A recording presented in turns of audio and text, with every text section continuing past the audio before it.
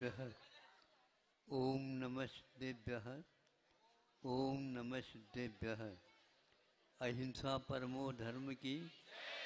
आचार्य गुरुवर श्री कुंद कुंद भगवान की।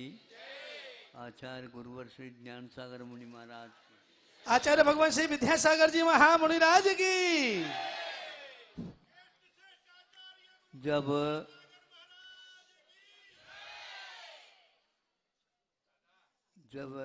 बांध बांधते हैं तो वर्षाकालीन पानी उस बांध में इकट्ठा हो जाता है और कई लोग सोचने लग जाते हैं उस बांध के सामने वाले, अब हमारे लिए पानी आएगा क्या नहीं आएगा, पानी आएगा क्या नहीं आएगा, सोचता रहता है। उसी बीच में पानी ज़्यादा वर्षा हो जाती है तो दरवाज़ा खोलना पड़ता है। अब दरवाज़ा जब खोल देते हैं तो पानी की फोर्स जो है, वेग गति इतनी बढ़ जाती है, भैया पानी भैया पानी, जा रहा सब लोगों के लिए आपूर्ति हो जाती है। तो वर्षा कितनी हुई है तब उस पानी के माध्यम से ज्ञान हो जाता है।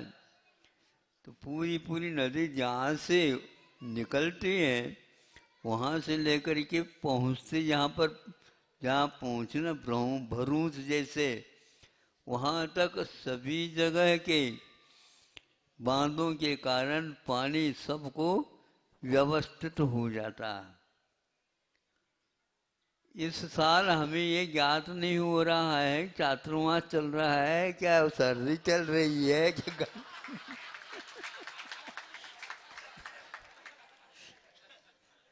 नहीं समझे। हाँ, तो अब ये सब कोरोना के कारण बांध बंदी हुई थी।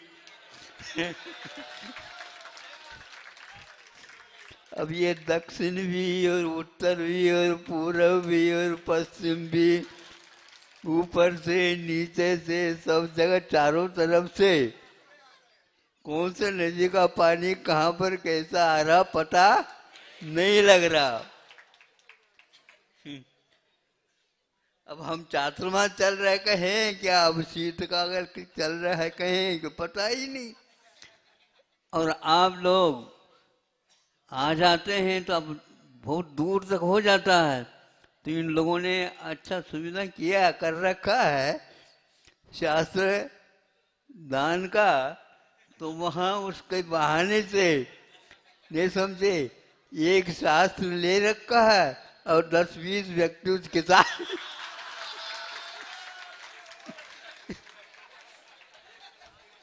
हमें भी अच्छा लगता है जिनवानी की मैं भी वंदना वहीं पर बैठे बैठे कर लेता हूँ। हम बोली नहीं थे नहीं लेकिन मिल जाता। विनय के साथ शांति के साथ सब लोग अपने अपने मस्तिष्क पर रख करके आ जाते हैं।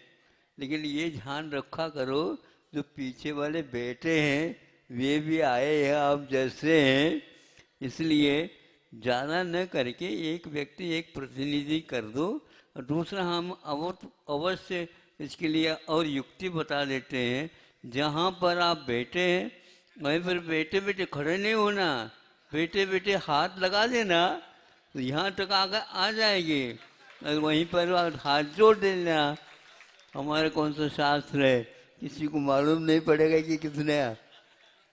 शास्त्र तो कम से कम भंडार तो अच्छा रखा करो, हम ये देखते वो भी बाढ़ में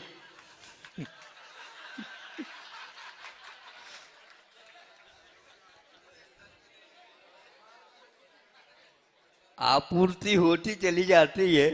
तो ये अच्छी युक्ति है, हर एक व्यक्ति को शास्त्रदान लेने का सौभाग्य प्राप्त हो जाता है।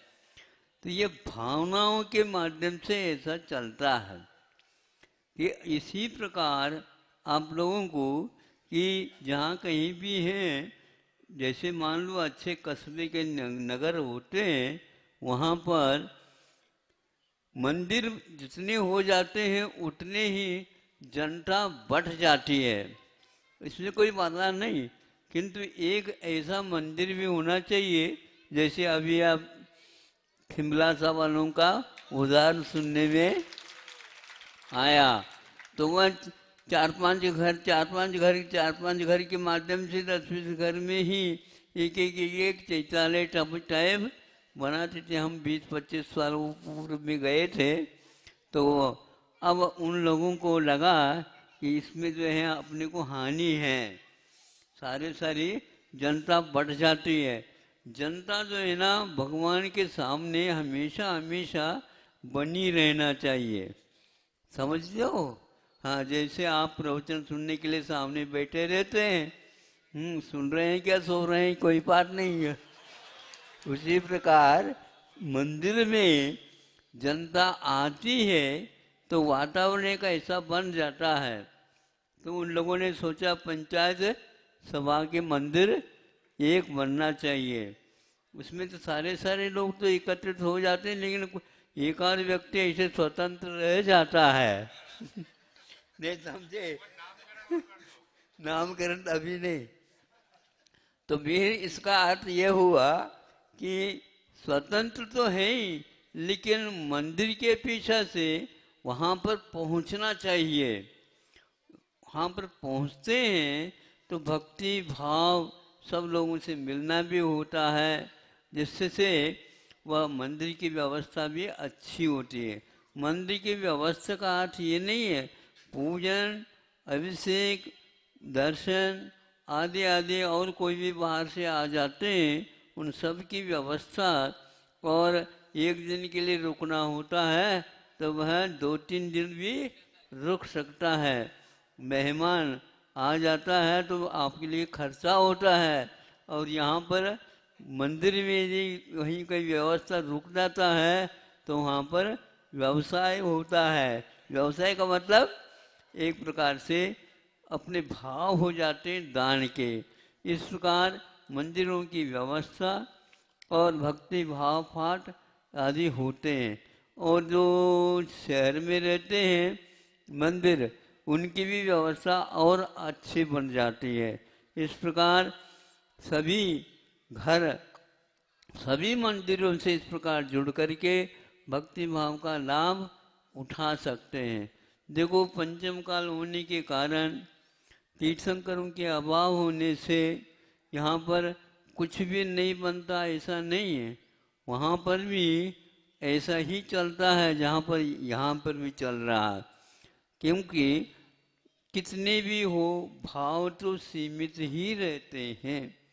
आप कितने भी करेंगे, गृहस्थ आश्रम में जो भाव बनते हैं वह एक सीमा को लेकर के बनते हैं।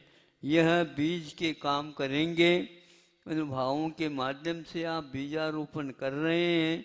बीजारोपण करने के उपरांत ये नियम है, वर्षा थोड़ा सा विलंब से भी हो जाए तो कोई बाधा नहीं, किंतु रद्रा जो नक्षत्र होता है उसमें अपने आप ही गीलापन भावों में यानी हवा में आ जाता है, उसके द्वारा अंकुरित होकर के वह पौधा खड़ा हो ही जाता है।